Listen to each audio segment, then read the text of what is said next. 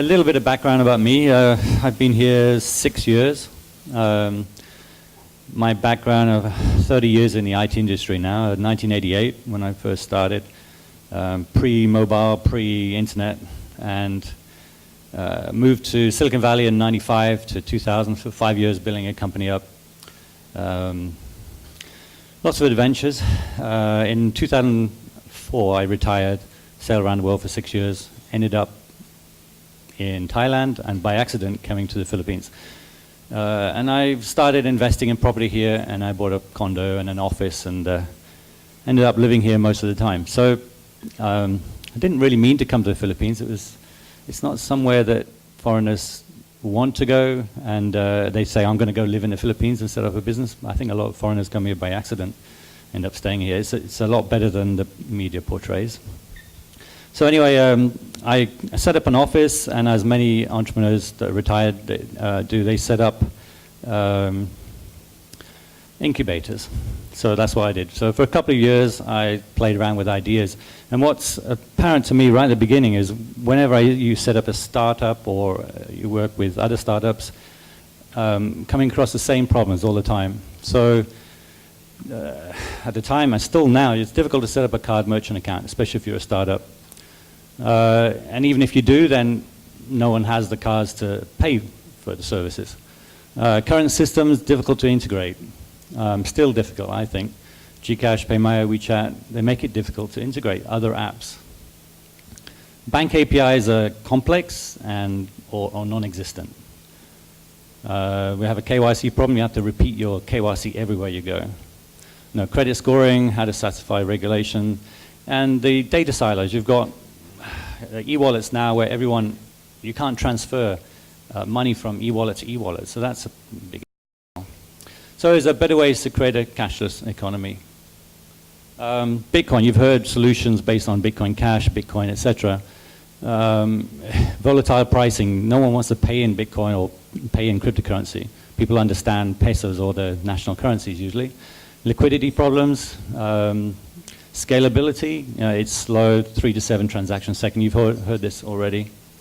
Transaction fees, you're going to pay quite a bit for Bitcoin, or you're going to pay something to move cryptocurrency around. And there's no control, and regulators hate it. BSP don't like it. And, in some countries it's banned and you get arrested for using it.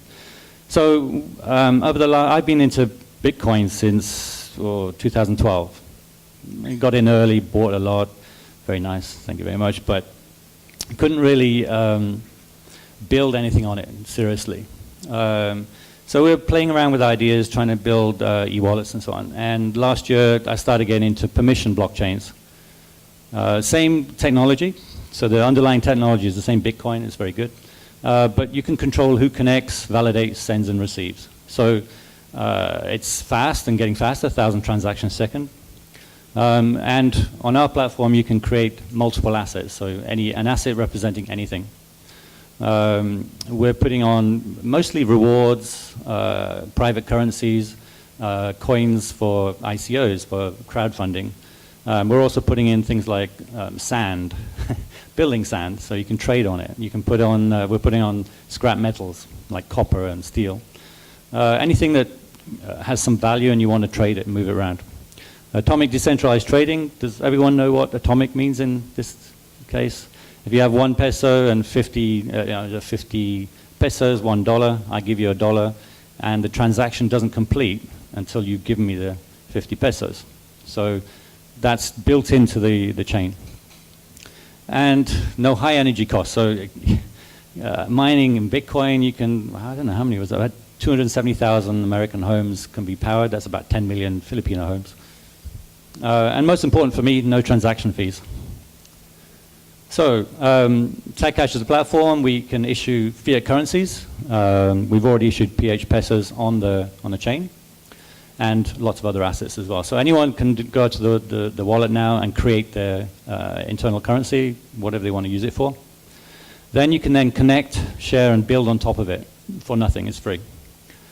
And the aim is to create a cashless economy in the Philippines. We've built the wallet and the system for global use, but a subset of that is having PHP, pesos on the chain. and to get more people on board by using rewards to get people to use digital wallets, and then that leads them to bring, to use pesos as well.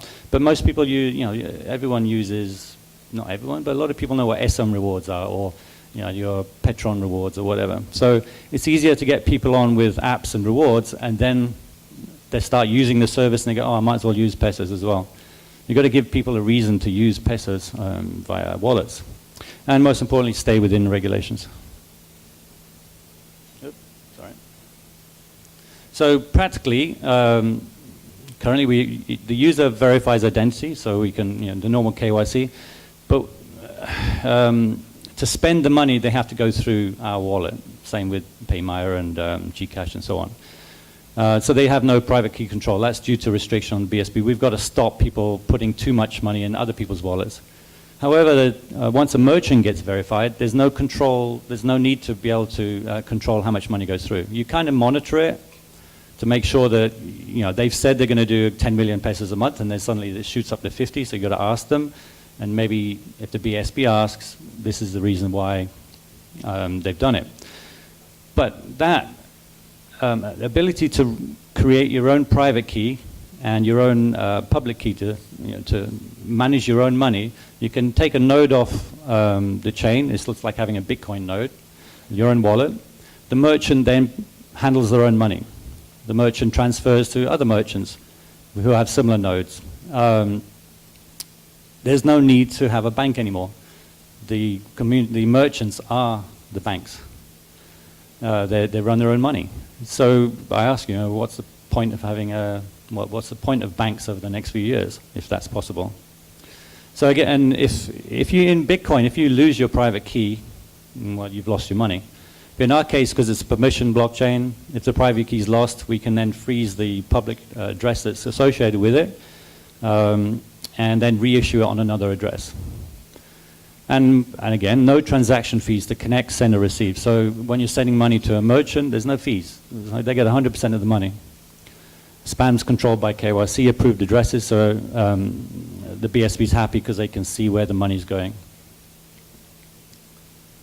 So we use Multichain, which is, if anyone's in the banking industry, they've probably heard of R3 Corda, Hyperledger. These are permission blockchains. So we use Multichain, and it's open source, so we've contributed to the development of it.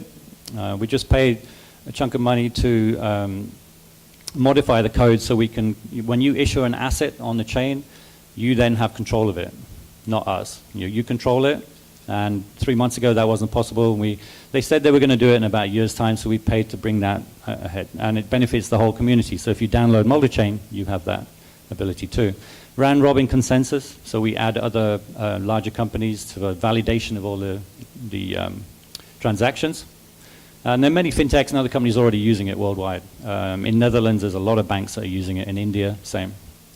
Again, and down the bottom, permissions, admin, mining, send, receive. These are all permissions on the chain.